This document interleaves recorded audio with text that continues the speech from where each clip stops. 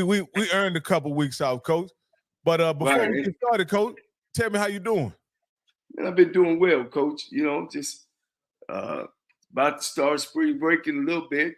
You know, now, I'm in the ref in 707 here in the state of Arizona. And every weekend, they have big tournaments, 75 and 100 different teams coming from all over the state and sometimes coming from out of town, and get an opportunity to see a lot of talent and see a lot of things happening. And of course, I'm a coach and I look at the game a lot different than a regular person would. But I do see some talent. I do see some things that need to be corrected.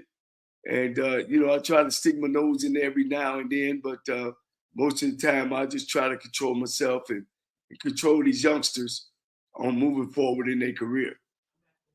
Hey, Coach, you what I would call a football junkie, no doubt, Coach. You're a football junkie. Like I say, if it ain't coaching, it's playing. If it ain't coaching, it's reffing. And if it ain't reffing, it's watching. You know what I mean? So you're a football junkie. I love the game too, Coach, and I completely understand how you feel about it, Coach. Only bad game I've seen in 2020, bad football game I've seen in 2024 so far was the Super Bowl. It probably was the worst Super Bowl I've seen in my days that I at least started understanding the game. What stuck out for you in the Super Bowl, Coach, that made it a bad game? Well, the turnovers, too many turnovers for pros, too many missed assignments. You get holding calls back to back. Kansas City was horrible in the first half offensively. Then the second half, San Francisco came in there with a game plan of we're gonna run the ball, we're gonna run the pass, and then they changed it all up and ran the ball one time in the third quarter. Who does that? You're asking for a failure.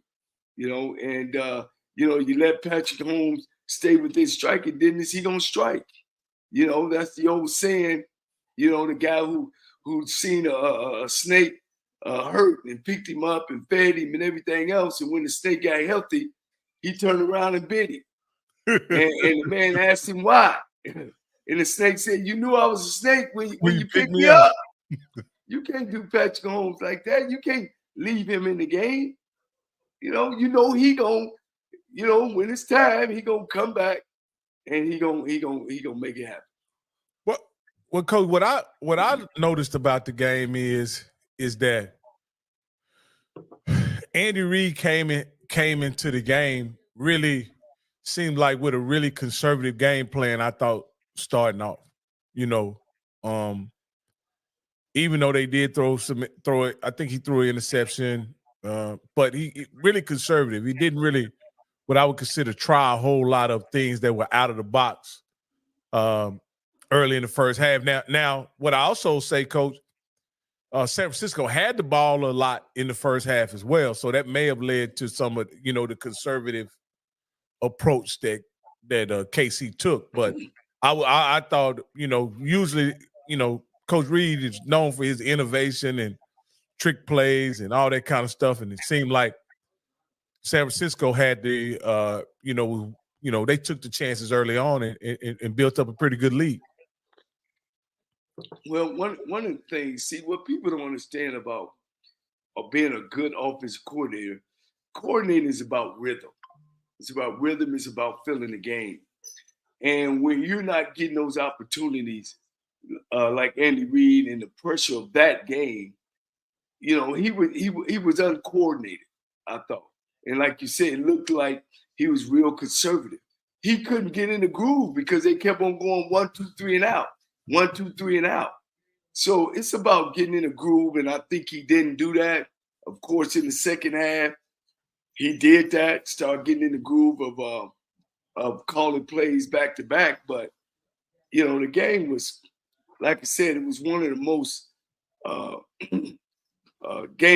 one of the games that Super Bowls I've seen that really wasn't excited. Like I said, a lot of turnovers, a lot of mistakes, a lot of third and long situations, and I've seen games where there were blowouts, but this game, everybody, it was built up to be a big big scoring, a lot of scoring going on in this game, and it definitely wasn't.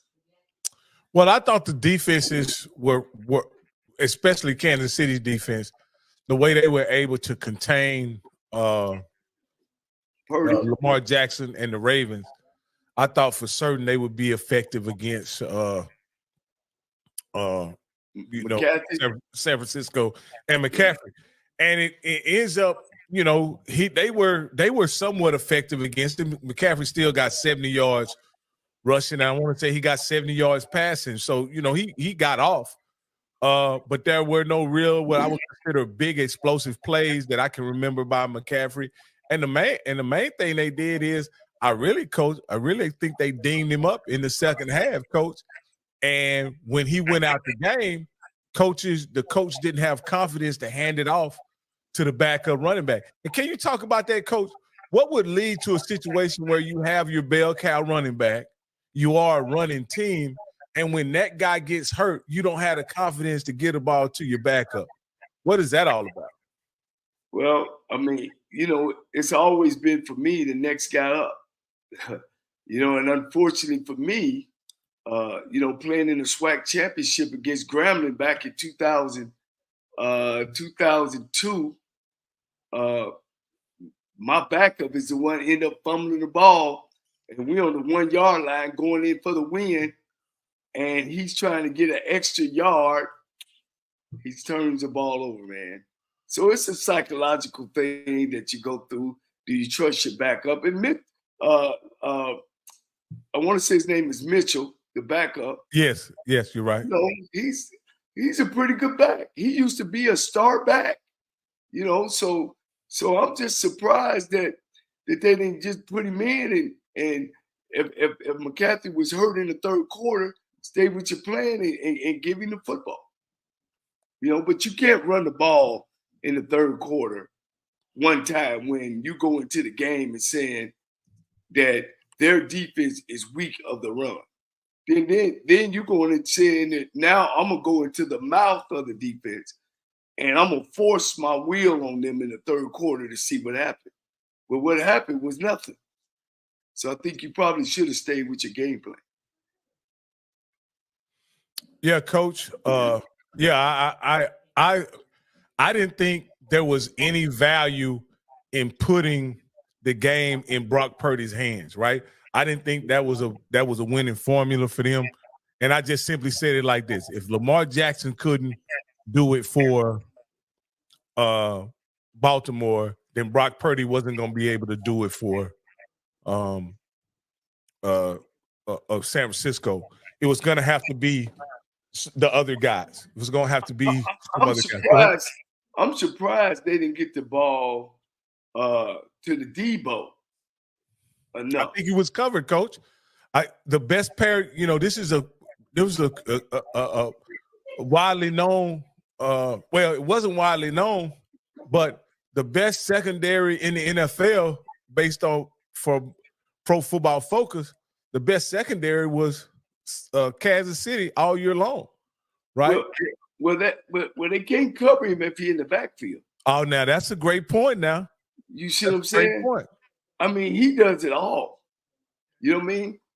They gave him the toss one time. I think that he picked up some yards, but that was about it. They hit him with a quick screen. One, I think he made some people miss, and one that kind of caught him. But I mean, you in this situation, in any situation, any good coordinator is going to get the ball to his playmakers, no matter how it is. Well, Coach, if you pay attention to the game, they really didn't try to get the ball to Debo until McCaffrey was dinged up. Right. And I think both coaches, they were underneath a lot of pressure. They did not relax and get into how their systematic way of calling plays. I wasn't real impressed with neither this game. For some reason, I don't know, was it pressure? Was they wanting to be conservative? Did they come in the game and say, we're going to let our defense win the game or not? But they both You know, they came with a big trick play. I thought, of course, it scored, called them off guard, but kind of like that was it. It was just like everybody was tight. You know what I'm saying? And making mistakes after mistake after mistake. I thought the same thing, Coach. But all in all, the team that I anticipated would win actually won. It was surprising to me that they were actually the underdog in the game because I thought they had the better quarterback and the better defense, you know. But it turned out to be a really, it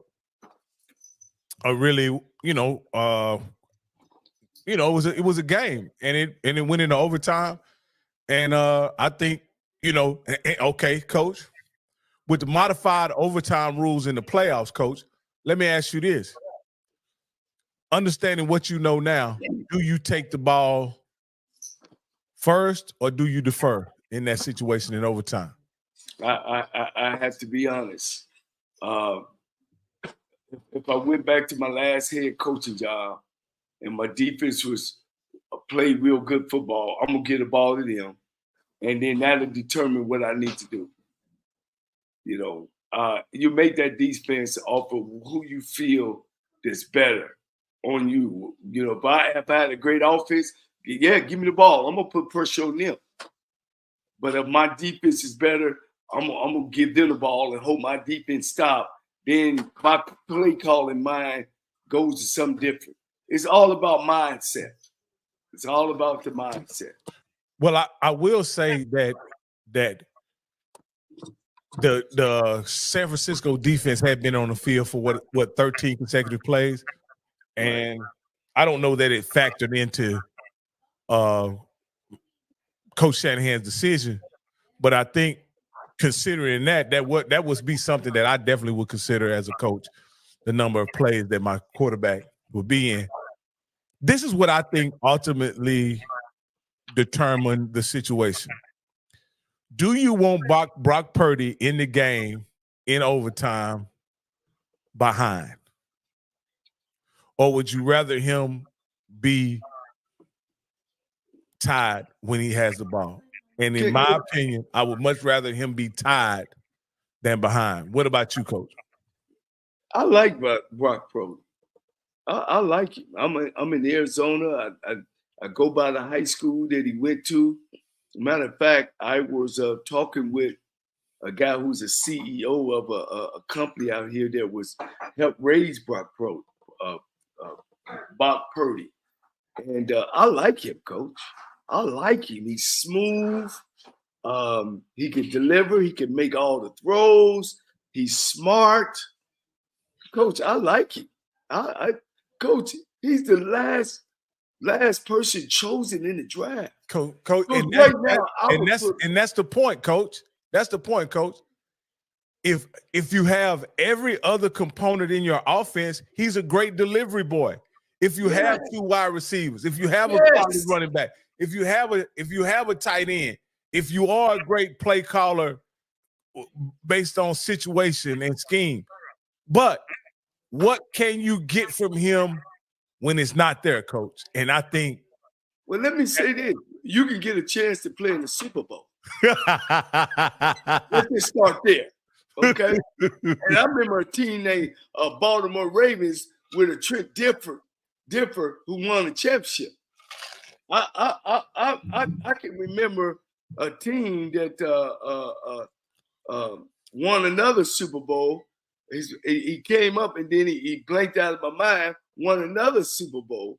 That didn't have to be great, Coach. You talking about Brad Johnson? You talking about Brad Johnson? Who? From Tampa Bay, Brad Johnson. No, not. Well, that's another one. That's another one. So he is just what you ordered, Coach. I have no problem with Brock Purdy. I can't take it. He's in the Super Bowl. Coach, I understand that, Coach. Coach, he's one of the top 10 quarterbacks in the NFL to me. No, but see, that's what I say, Coach. Now let me ask you this, and I'm gonna put this in situation. with a lineman, with an unblocked defensive lineman running straight at Brock Purdy. I mean, who would you rather have? Brock Purdy, Patrick Mahomes? No, I'd rather have an offensive tackle that can block that son of a gun. Nobody's going to run into like that. Let's get that straight. We can't even go there, Coach. I can't go there with you. I'm a coach. That never happened. I understand, Coach. Let me see what he said. Is Brock Purdy good, or the pieces around him make him look good? I think it's a common. Brock Purdy is good for San Francisco. Brock Purdy got great people around him. Let me ask you this. Would you want Jackson? You think if Jackson was the quarterback of San Francisco, they'd have won the Super Bowl? Absolutely. No doubt about it. No doubt about it. Do you think Brock Purdy could have took Baltimore to the championship? No. Okay. No, Coach, I understand, and we can move on to the HBCU Combine here shortly. But here's my point, Coach. Me as a defensive guy, like I look at the game from a defensive perspective, right? Right. I would much rather have a guy that can make a play behind the center than a guy who's a sitting duck or just an operator, right? Because an operator, right, when you call the play is there, he can get the play that's there. I get that. But I want a guy who would, when it breaks down, can make one or two plays to change the game. That's what I want. Because I know how demoralizing that can be from a defensive perspective. I know offensive coaches like guys who can execute their offense. That's what it sounds like to me. They don't care about the improvisation as much as they care about the system, right? And I'm wondering if that's your opinion as well, Coach. Do you care about the system more than the ability to freelance and make plays? Go ahead. Are we talking about Super Bowl or college period? Name a team who's won the Super Bowl with a running quarterback. You notice I didn't say running quarterback, Coach. Well, that's what we're talking about. I mean, come on, man. Name a Super Bowl when somebody has won a championship with a running quarterback. Years ago, when my man from the Atlantic Falcons came into the league, Michael Vick, and I was out recruiting, and I ran into a coach from Louisiana Tech, and he was a defensive guy. And I said, man, this guy would never win a Super Bowl. Man, are you crazy? Man, he was a defense. We went on and on. Man, he's going to put pressure on the defense. Man, I said, he'll never win a Super Bowl. There's not been one running quarterback where he ran first and passed second has won the Super Bowl. And I still believe that even at the college level is a lot different. Because then you could look at when Texas beat USC in the championship. And my man down from Houston, Texas, ran all over USC at the end. But in pros, you got defensive linemen that run just as fast. And that's what kills me about black kids that play quarterback. We don't teach them the fundamentals of the game because they drop back. I see it all the time and scramble all around, miss every read. They don't hit their primary guy. They don't hit their secondary guy. They make it happen. And nobody comes back and coach them up. So they go through their whole career making plays. Then when they get to the meat of it, when everybody else out there on the field on defense is just as good as you, then we get stuff like what the Baltimore Ravens did, lay the egg. I don't know why they went there and says the same thing happened to Jackson the first time they went to the playoffs is the same thing happened to him this year. They went in the game throwing the football. They ran quarterback counter one time with Jackson, and it bust for about 9 yards. Didn't run him no more before, nor did they run him afterwards. You got to be able to have people in place that make plays. A quarterback's job is to deliver the ball and get me 4 yards, Rocky. 4. You know why I said 4? Because if he can scramble 4 times, 3 times, that is a what? First down. Hey, coach. I'm coaching you now. I'm coaching you up. I'm not gonna argue with you about that. After all, you the coach, but you know, I like guys who are playmakers. And my guy Mike Vick is one of my all-time favorite players, and I don't think he didn't win a championship because of his ability to run. I think he didn't win a championship because he wasn't on a team that was good enough. But this is a good question right here that someone put up here. It said, did you talk about Shanahan made the defensive coordinator the fall guy for the loss? What do you think about that, Coach? Bull, can we get cuss on this? Yeah. Shanahan is bullshit. That brother that he keep on going to one job. Man, look, that brother got it. Well, I guess he got money, so he ain't got to worry about paying his bills. But if he wasn't making a lot of money, we would be seeing him on the state capitol building shooting people. He did not cost him that game. They piled up on him. Coach, he held Mahone to 25 points. He held Kelsey to what? 2 catches? 2 or 3 catches?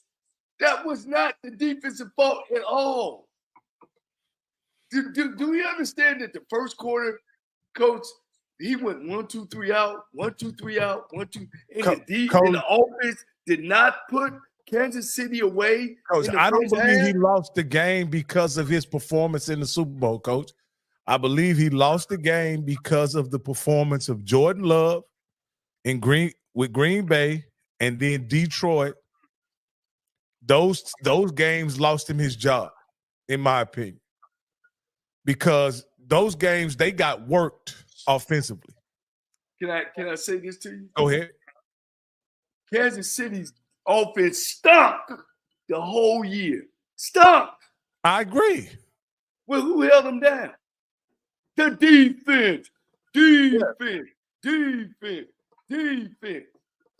So what are we talking about?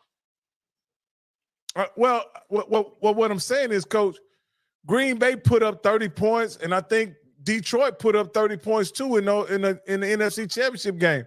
That's where I think Wilkes lost his job right there by giving up that many points in those 2 big games to those quarterbacks. You know what I mean? It ain't like he was giving it those Goff and what's the other kid? Jordan Love. That ain't Brady and Peyton Manning. Those aren't those guys. Well, the week before that, Love had a great game the week before. I mean, don't remind me. Love had a game the week before that. That kid is a player. And let me say this. Closest only counting horseshoes, baby. Yeah. Win, baby, win. Sometimes it's going to be the offense, sometimes. But he's held the best quarterback in the NFL in the last 5 years to 25 points.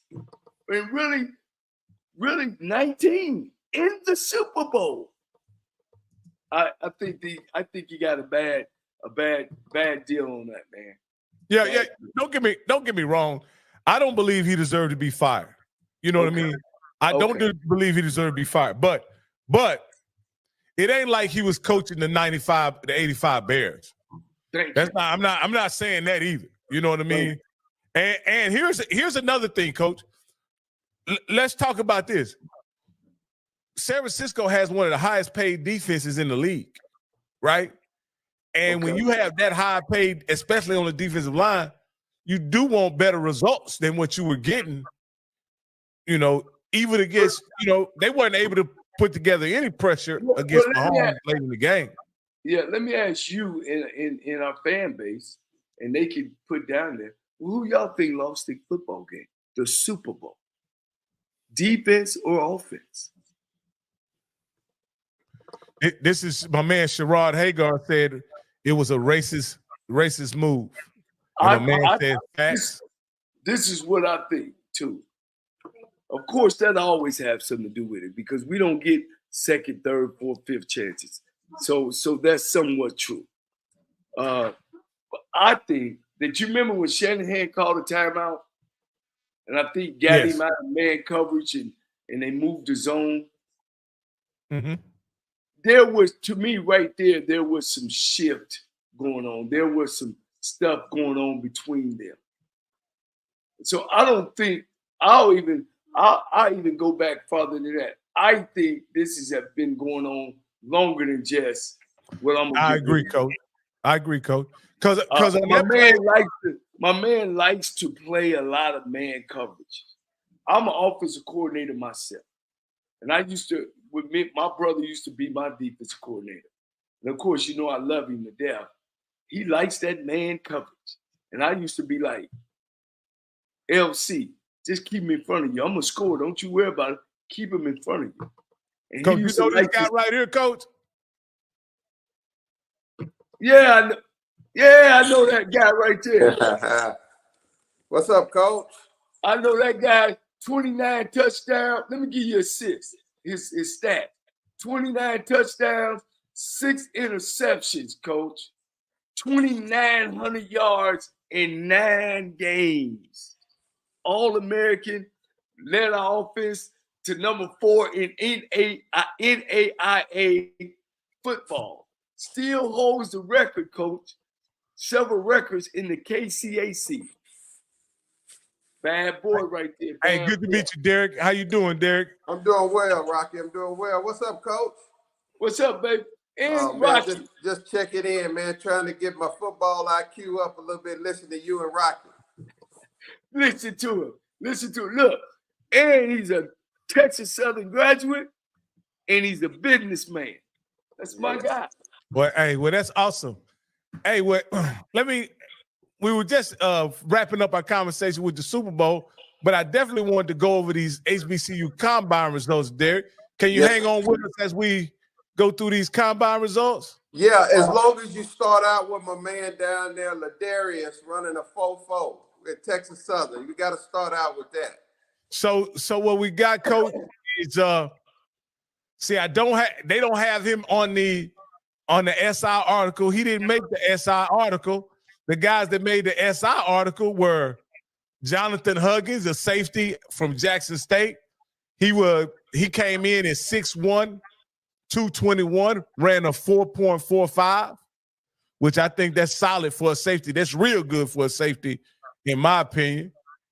Jarvion Howard, a running back from Alcorn, measured in at 5'9", 215, ran a 4.52. I think that's solid. That's a solid. Ian Wheeler from Howard came in and ran weighed in at 203, measured at 5'10, ran a 4.57. That's solid as well. Look, hold on, Mr. Rocky. Yeah, you don't overpass Texas. Let me read the NFL report. Okay. Darius Owens, running back from Texas Southern University. Owens was the bright spot on the struggle Tigers offense as he led the all HBCU player and finished with 202 carries with 1,370 yards and over 3,000 yards in his career. The first learned all Southwest African Conference is a solid pass catcher out of the backfield. Although he wasn't asked to do much at the college combine, but he can pick up a blitz as well. He will be on the NFL team. Wow. Yeah. Well, tough, and he ran a what, Derek? 4.44. So he 4.4. He catch the ball out of the backfield, and he can run his own play. And he's big enough to pick up blitzing linebackers. Rob, what you think? Hey, I mean, he's what I would call a natural runner, right? With his hand, the ball is in his hands, he gonna be able to get it done, right? You don't necessarily have to have some type of special running scheme for him. He has the ability to make people miss. as well as great vision. So running the ball will not be a challenge for him at the next level. I believe, like a lot of guys, adjusting to the speed of the game, learning the playbook, and getting accustomed to pass protection and things like that. That's where he will challenge, because he has all the right tangible skills to be a good running back in the NFL. Now you're gonna like this one. You're gonna like this one, Rocky. Davius Richard, quarterback of North Carolina Central. A 4-year starter with the Eagles, Richard has the tools, talent, and production with his arm and legs to be an integral quarterback prospect. Richard finished his college career with 8,991 yards, 73 pass touchdowns, and 2,000 rushing with 44 TDs. On the ground, he's one of the most electrical dual threat talent in the country, and in my opinion, a finalist for the William B. Campbell Trophy of 2023. Richards was described by North Carolina Central coach Trey Oliver as a strong yet humble leader who remains even keel under pressure. His work ethic and playmaking ability should be over displayed in this week. That's what the NFL said about it. I love Davius Richards. That's your guy. Yeah, and however, 6'2", 225, that's great size for a quarterback. But I would actually expected him to come in running faster than a 4.6. He ran a 4.6 flat. And as a quarterback that was a dual threat, I question, is that enough speed in the NFL to get away from blitzing linebackers, defensive ends, and defensive backs, coming off the slot? Can he get away from it? Derek was a motor. He could run the ball. He could throw the hell out of it. What you think? I think that's more than enough speed. I mean, at the quarterback position, because his first primary thing is ball, and he has enough speed to get away. And your average defensive lineman, they're not running 4.6s, and you have linebackers that's running faster than 4.6. But for them to be running faster than him, that means he's already in the secondary. And like Coach said, if you give me a quarterback that can get me 4 yards, he only needs to get me 4 yards every 2 plays, and we have a first down. I drilled it in him, Coach. I'm drilling in him, baby. But Rob, you just was saying, we just were talking about Purdy not being able to get and extend plays. This kid, to me, is a Purdy. He's smart. He's intelligent. Yeah. He's a leader. And he's got running skills. Remember now, Rock, he beat Jackson State by himself. Well, Coach, let me say this. He didn't prove to be a passer, in my opinion. This is you the coach that threw with anticipation, that threw his guys open. He was a guy that hit the open guy. You understand what I'm saying? I got you. And because of that, right, I believe his strongest asset was his ability to run the football. And in college, you can get away with hitting the open guy. But in the pros, you got to throw guys open consistently, so on and so forth. Maybe that's a skill that can be developed by being in the game. You know what I mean? But but he does have a good arm. Hey, no doubt about it. He has a really good arm. But he was what your true dual threat quarterback at NCCU. He would run it about 10 to 15 times a game, and he would throw it probably about 25 times a game. So he wasn't what you would call a typical drop back passer. So we'll see. I'd like to see how his passing develops and how it shows up at the next level. Well, my answer would be a hypothetical answer, meaning that I'll protect myself of saying I need to see more film on him to see if he can make those throws. And for him, that he played in an offense that forced him to make those throws. What about you, Derek? I would venture to say the same. I hadn't really seen the young man play. I've heard a lot about him, but I hadn't seen him play to make the determination.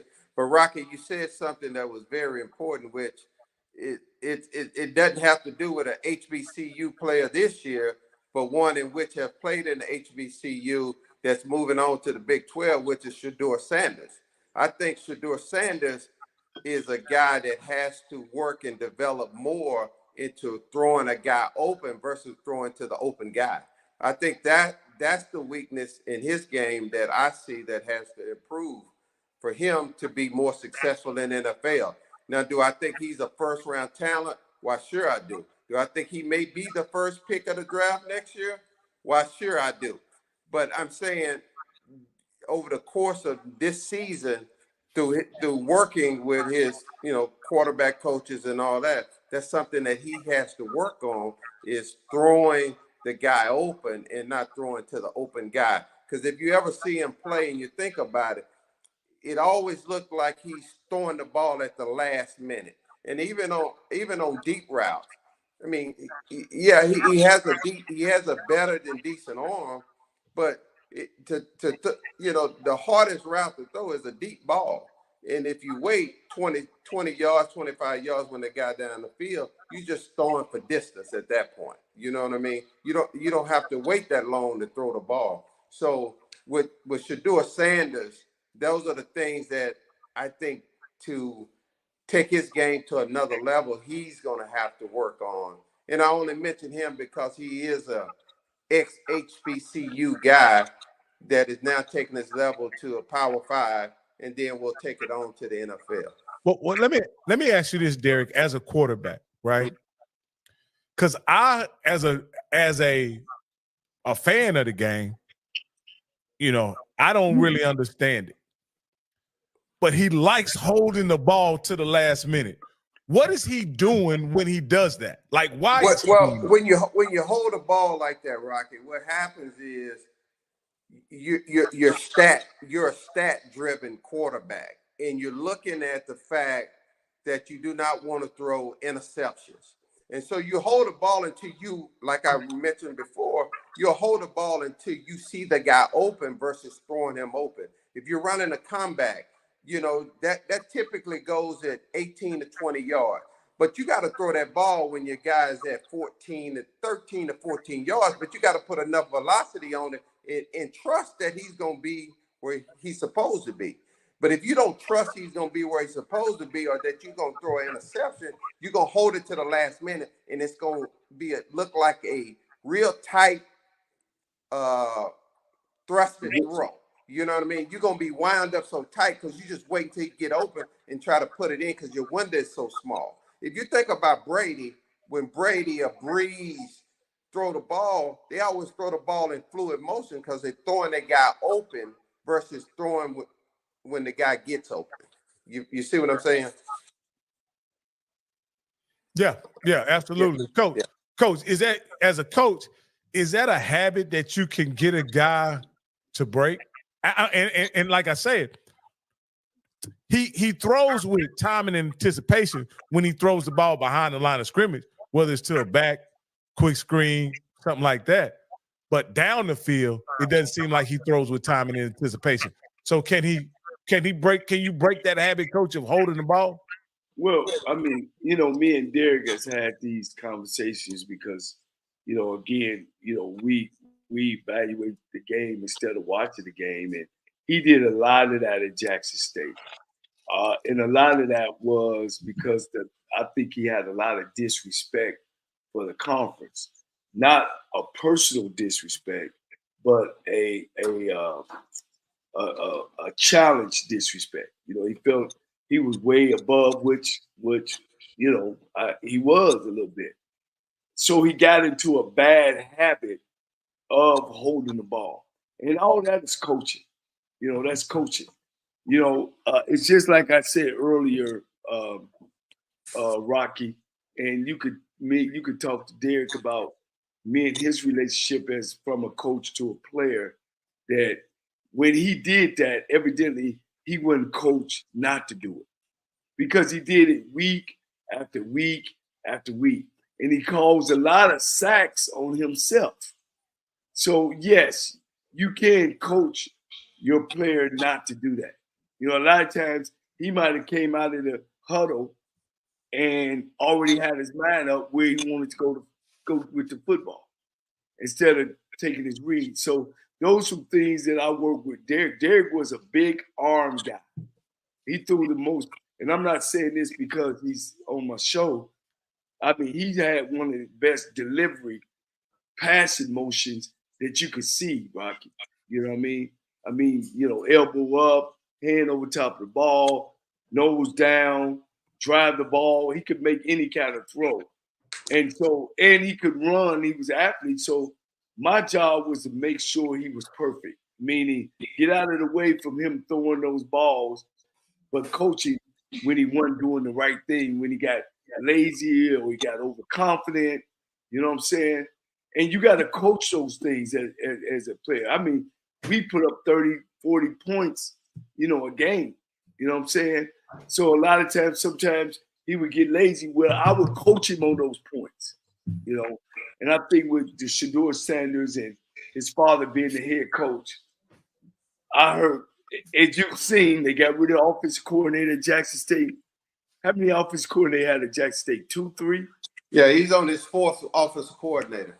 Now at Colorado, they had another 2 at Colorado. They had 3 at Jackson State. They had well, he's on his 5th coordinator. 5th. So he's on his fifth guy. So I don't know if some guys was like hands off. I don't want to coach him. I don't know. But he has a lot of growing to do. He got a guy. He's got 2 guys head coaching jobs. I know that. He's got Sean Lewis, a head coaching job, and TC Taylor is currently a head coach. So he didn't get Sean Lewis a job. Sean Lewis had a job when he left, didn't he? He left Youngstown. No. What I'm saying is, so when Sean Lewis left, Sean Lewis was a group of 5 head coach, and with a losing record, and he comes to Colorado and gets a job, leaves that job and gets a job at San Diego State. And I think it was because of Sanders. Oh, okay. He was a head coach at Kent State. Yeah, Kent State. Came to Colorado, and then he left and got another job. It wasn't because of Sanders. Yeah. Now, did he get TC Taylor that job, or because TC Taylor was alumnus? Remember, TC Taylor was just the tight end coach at Jackson State. You know what I mean? They brought in a guy, him, at Jackson State. Then they hired another guy. Yeah. The guy from Washington State. Jason Phillips. Yeah. Jason Phillips was OC as well. Yeah. So I don't know if he got them jobs. I know he got them fired. I don't know about getting them jobs. Well, Coach, I don't know if he necessarily got him fired, but I was just saying I just brought Shedeur up because look, we tell the truth on this show. No. I don't think he necessarily got him fired. I think that as we're talking about, quarterbacks and HBCUs, I brought him up because of, some of the things that you guys were talking about earlier about Lamar Jackson and Brock Purdy and then even the controversy of, with Cam Newton talking about game managers and game changers. My thought on that is every quarterback that's in the NFL that haven't won a Super Bowl is just a game manager. Only way you become a game changer is if you win the Super Bowl, and that's the standard. It's not about who can put up the most yards. It doesn't. I mean, here in Dallas, I'm in Dallas, and Troy Aikman never had stats like Marino and all these guys. I know he's considered to be a game changer because he won the Super Bowl. Dak Prescott puts up numbers, and you know what people have to say about him. They don't even want to say he's a manager of the game. You know what I mean? And definitely he's not a game changer. But if he wins the Super Bowl, then he becomes a game changer. So that's my thought on the quarterbacks for what determines if you're a game changer or a game manager is if you win the Super Bowl, because that's all that matters. Yeah, hey, can you guys hear me? I'm froze over here, but I'm gonna get unfroze in a second. Yeah, no, we can hear you, and you moving. Yeah, well, I agree with you, and as far as Troy, I mean, I think Troy, what he did was able to do on third down alone as a Dallas Cowboy, made him a game changer because he was great. Even though I'm not a huge Troy Aikman fan, because I lived through those years when he didn't have Michael Irvin, when he didn't have 2-A, when he didn't have Nate Newton, and he wasn't very good. And well, Rocky, that's a hard judgment on a man, because you got to have athletes around you to perform, man. And Brady is not who Brady is if Brady didn't have somebody on the other end catching the ball. I agree. So I agree. Are y'all talking about Tom Brady? Yeah. Yes. Well, what receiver did he have? He had to have somebody on the other end. I mean, I think he only played with one Hall of Famer. Welker's going in the Hall of Fame. That's Randall at the end. What else is going in the Hall of Fame? What else Hall of Famer did he have? Wes Welker. And when is he going in the Hall of Fame? As soon as he's eligible, he's going. You think so? Oh yeah. Because he's only played with one Hall of Famer. Yeah, he only played with one Hall of Famer today. Hey, and let's say this. Wes Welker has a Did I say this? Did I say this? Gronk is going in the Hall of Fame too. He got Randy late in his career. So Coach, Coach Cole, what is your argument? Are you arguing that Brady is not a great Hall of Famer? I mean, I don't understand what you're arguing. No. My argument is that you were making a comment about you ain't a game changer until you win a Super Bowl. Exactly. And I disagree with that. Because it takes a team to win a Super Bowl. Great defense, running game, and a quarterback that can. I understand what Derek is saying, though. Let me finish. And then a manager of a game is don't lose the game. Don't lose it. Trent Dilfer wasn't he's not and he ain't even in the Super Bowl, and probably the Hall of Fame, and probably never make it. But he managed the game right because he said, I'm not gonna turn the ball over. The defense is the way we gonna get it and give it to that tailback. Coach. So that's all I was making that point. Dilfer will forever be known as a Super Bowl winning quarterback. Yes, sir.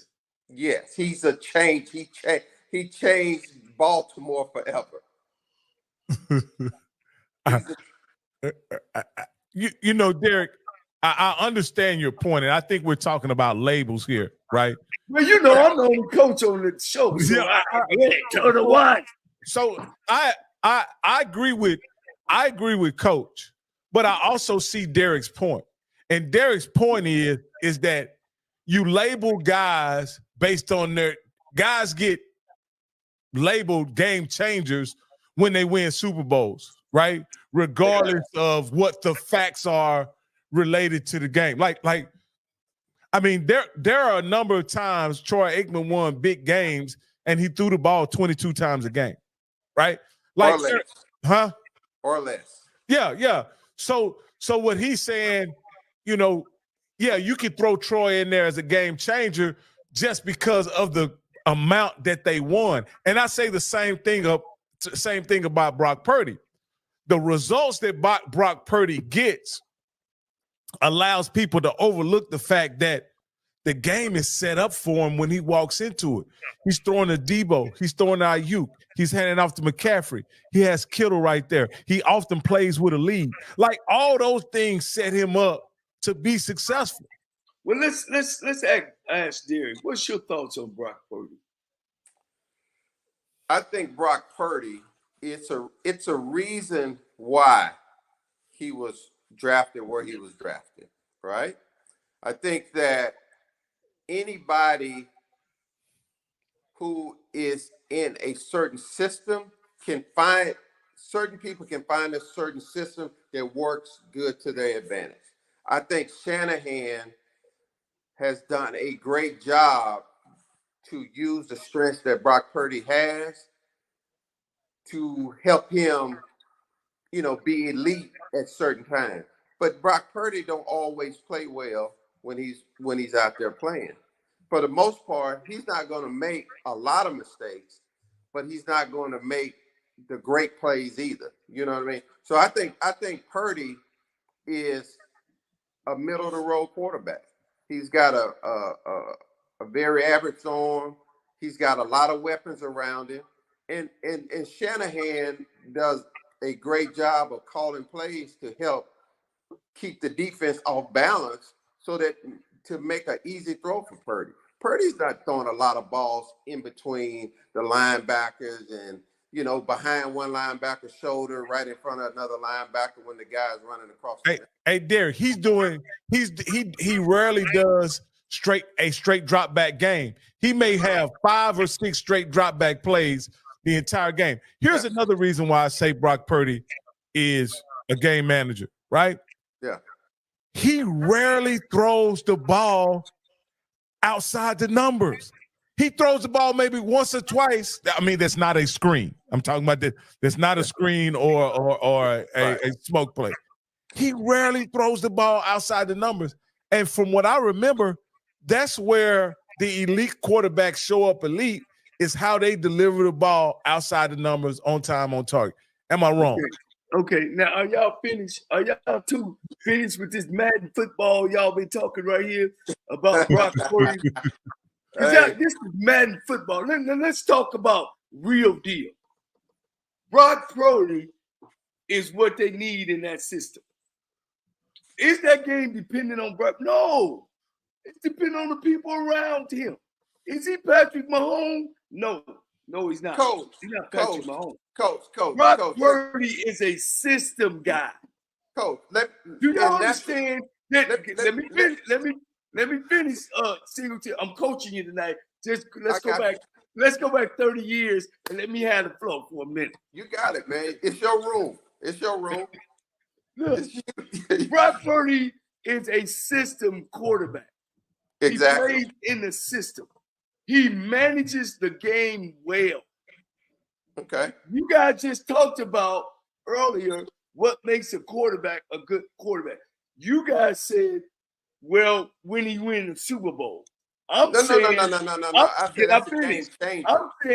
when he gets there, Brock Purdy is a system guy. He had Garoppolo in front of him. What's the other kid? Trey Lance in front of him. Neither one of them. Well, he went to the Super Bowl, but he didn't win it. Purdy don't win twice. He don't took this team twice. Coach, let me interject real quick on that. You saying the same thing I said. You just saying it with a little more enthusiasm.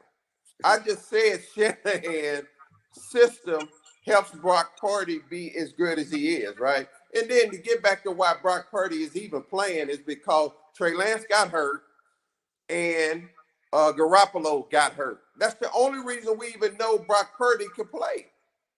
Time out. That's what makes him great. You got starting quarterback at Chicago Bears, can't win. Starting quarterback up at New York Jets, can't win. Back up at Cleveland Browns, can't win. Coach, you even got Jalen Hurts at the Eagles. Can't make it happen. Coach, let's back up to what I said. Brock Purdy is doing what he's doing because he's in the perfect system. That's the same thing you said. And I said that Shanahan calls the plays that make Brock Purdy successful. I said that. That's what you're saying. That's the system. We're talking about the same thing, but you just said it more dramatic and elaborate than what I said. I say this. Systems make quarterbacks. Quarterbacks don't make systems. I agree. That's why those running quarterbacks don't ever win a Super Bowl. Even Doug Williams, African American, he couldn't run the ball. He wasn't a runner. but he could throw the hell out of him. But he won the Super Bowl. Coach, I agree 200% with that. That's why. Okay. That's why. Don't let that guy, that defensive guy on the other end of this telecast, smiling. I just have. You got to keep him on the arm. Wilkes with what you need to know. Today, it's Monday, March 4th, 2024. Number 1, Vice President Kamala Harris joined leaders including National Action Network President Reverend Al Sharpton, the Honorable Terry Sewell, the first Black woman elected to the U.S. Congress from Alabama, and Attorney General Merrick Garland at the commemoration of Bloody Sunday in Selma, Alabama. It was Sunday, March 7, 1965, that a reported 600 mostly Black activists, led by John Lewis, the then 25-year-old leader of the Student Nonviolent Coordinating Committee, and civil and voting rights leader Mrs. Amelia Boynton, were headed to the Alabama state capital of Montgomery to bring attention to the need for expanded voting rights. The bridge, showing an additional 59 years, is still named after Edmund Pettus, the Confederate general and Grand Dragon of the Ku Klux Klan. Number 2. More than 7 million people remain under a winter storm alert as a snowstorm continues in Northern California and Nevada. Tens of thousands of residents remain without power as 3 to 5 inches of snow fell per hour, along with hurricane force winds since the storm began Thursday. Fox Weather reported blizzard warnings continue for parts of the Sierra Nevada, including the popular Lake Tahoe area, and are expected to last through Monday morning. A potentially deadly combination of extreme snowfall rates and hurricane force wind gusts will continue with whiteout conditions and rapidly accumulating and drifting snow. Number 3. According to the National Library of Medicine, bladder cancer is the 6th most common cancer in the United States. Additionally, it's also one of the most likely types of cancer to recur. The American Cancer Society estimates that in 2024, approximately 83,000 new cases of bladder cancer will arise, with over 63,000 of those diagnoses belonging to men and 20,000 to women. The risk of bladder cancer increases with age. About 9 in 10 people with bladder cancer are above the age of 55. While it is best to catch bladder cancer early, many people receive advanced bladder cancer diagnoses. Number 4, Beyonce became the first Black woman with the number 1 single on the U.S. country charts with her song, Texas Hold'em. A small number of Black women in country music have also been in Beyonce's shoes. 42-year-old Reese Palmer from Missouri broke a 20-year wait for a Black woman to break the country music charts with her 2007 single, Country Girl. Before her, it was Donna Mason in 1987. Palmer said, "One of the great things about this Beyonce moment is that it has dispelled this myth that country radio has always tried to teach artists that you have to do things in a certain way for your music to be played." Number 5, it's Ministry Monday, and what is prayer? Prayer is talking to God. That conversation with God can be between an individual or a group. It can be organized, unorganized, spontaneous, or planned, and He'll be there for all of it. Prayer can occur anytime, day or night. Some people like to pray before they go to bed at night. Some people like to start their day off in prayer. Then, of course, there's prayer before meals. There are different types of prayers. Read more about it in today's Ministry Monday column in our newsletter. Here's your daily inspiration from Yogi's Jewels. Embrace aging gracefully by accepting the beautiful journey of growing older. Join me today live on YouTube and Facebook at 7 p.m. Eastern, 6 p.m. Central with our social justice contributor, Coy Malone, as we discuss today's top headlines and more. Thank you to our What You Need to Know partners, the American Heart Association and Black Health Matters. I'm Sybil Wilkes. Be informed, be empowered.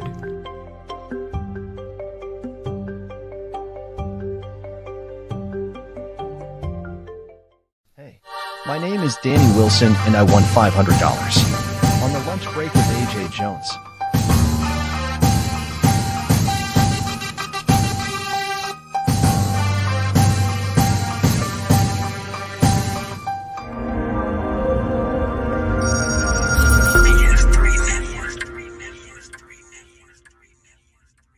BS3 Network, changing the way you watch TV.